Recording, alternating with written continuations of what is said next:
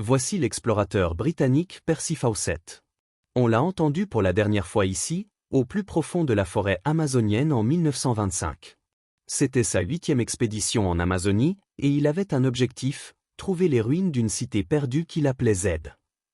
L'idée était basée sur des rumeurs qui circulaient depuis des siècles selon lesquelles il y avait autrefois de grandes villes, remplies de gens, au plus profond de l'Amazonie. Mais Fawcett n'a jamais trouvé Z, ni aucune autre ville. Et pendant des décennies après sa disparition, les experts ont cru que cette forêt tropicale était tout simplement trop hostile. Et trop éloignée pour avoir jamais abrité des villes. Jusqu'à récemment, lorsque les scientifiques ont commencé à trouver ceci. Ces fossés et ces monticules sont artificiels. Et ils sont partout dans la forêt tropicale. Aujourd'hui, les archéologues pensent enfin connaître la réponse à un mystère ancien. Où sont les cités perdues de l'Amazonie? Ici se trouvait la capitale de l'Empire des Incas, Cusco. De nombreux murs massifs et magnifiques construits par les anciens habitants des siècles avant l'arrivée des Espagnols, sont encore debout. Au XVIe siècle, les colonisateurs européens ont afflué en Amérique centrale et du Sud, apportant avec eux des soldats, des maladies et des plans pour la conquérir. Ils ont rencontré de nombreux groupes de peuples indigènes dont certains avaient, il y a longtemps, construit d'immenses villes. Comme Tenochtitlan, fondé par le peuple mexicain vers 1325 après Jésus-Christ. Et Cusco, fondé par les Incas vers 1200 après Jésus-Christ. Les villes étaient construites en pierre et comportaient des routes et des quartiers bien planifiés.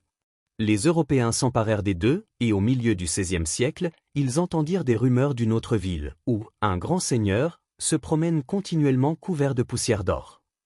Et la lave la nuit. Ces rumeurs devinrent finalement la légende d'El Dorado, une cité faite d'or, cachée dans la forêt amazonienne.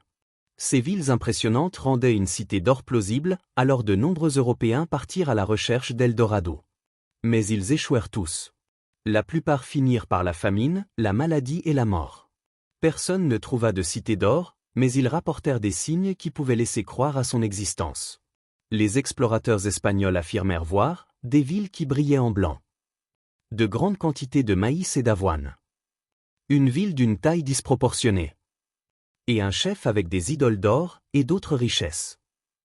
De très grandes villes, à tel point qu'ils en furent stupéfaits. Les explorations se poursuivirent pendant environ 200 ans, mais au XIXe siècle, la légende d'El Dorado avait été rejetée comme un mythe. Ce n'est qu'au début du XXe siècle que ces rapports inspirèrent un explorateur britannique à relancer la recherche. Pendant 2 décennies, Fawcett écuma l'Amazonie à la recherche de vestiges d'une cité antique, se concentrant sur 2 zones. L'Amazonie occidentale, en Bolivie, et l'Amazonie méridionale, au Brésil. Mais il ne trouva rien de ce que les premiers Européens avaient observé. Il rencontra des populations indigènes, mais les décrivit dans ses lettres comme vivant en petits groupes et dans des villages simples. Et il ne trouva aucune trace de ruines de pierre. Cela semblait confirmer ce qui était devenu un quasi-consensus parmi les experts de l'époque, que cette forêt tropicale était trop inhospitalière pour abriter de grandes sociétés complexes. Sans parler de villes. Les recherches modernes estiment qu'à l'époque de Fawcett, seulement quelques centaines de milliers de personnes vivaient dans toute la forêt amazonienne. Des théories plus racistes, à cette époque, affirmaient que ces populations indigènes étaient trop peu sophistiquées pour construire des villes. Et d'autres soulignaient le sol de l'Amazonie, qui semblait trop infertile pour supporter l'agriculture à grande échelle nécessaire. Mais Fawcett était déterminé à prouver que des villes existaient. Et dans la dernière lettre à sa femme, Fawcett l'assura en écrivant « Tu n'as aucune crainte d'un quelconque échec ». Puis il quitta son camp ici et ne fut plus jamais revu. Pendant les décennies suivantes, on a cru que l'Amazonie avait toujours été relativement vide. Mais il s'avère que Fawcett cherchait au bon endroit, mais la mauvaise chose. Un indice que Fawcett a manqué se trouvait dans le sol. Dans les années 1960, des scientifiques ont découvert des parcelles de sol extrêmement fertiles. L'analyse a montré qu'ils contenaient beaucoup plus de nutriments que d'habitude. Ils l'ont appelée terra preta ou terre noire. Et en ont trouvé beaucoup en Amazonie, surtout le long des fleuves. D'autres études ont révélé qu'elle était créée par les déchets humains ou l'incendie intentionnel de la forêt, ce qui ajoute des nutriments au sol en dessous. La terra preta était la preuve qu'une agriculture à grande échelle était possible en Amazonie. Le prochain indice que Fawcett a manqué aurait également été difficile à repérer. Dans les années 1990, le long du fleuve Ing au Brésil, une équipe d'archéologues, dirigée par le docteur Michael Eckenberger de l'Université de Floride, a fait une découverte remarquable. Travaillant avec les populations indigènes locales, ils ont étudié ces très longs fossés. Et, après les avoir cartographiés, ils ont réalisé que ces fossés étaient les signes d'un grand établissement. C'étaient les vestiges de murs soigneusement conçus, centrés autour d'une place. Et certains étaient des routes qui menaient à d'autres établissements. En fait, cette seule partie de l'Amazonie, de la taille approximative du New Jersey, était autrefois un réseau de plus de douzaines d'établissements qui, selon les experts, auraient pu abriter au moins 50 000 personnes entre 1250 et 1650 après Jésus-Christ. Ces établissements étaient conçus pour tirer le meilleur parti de la forêt, sans l'épuiser.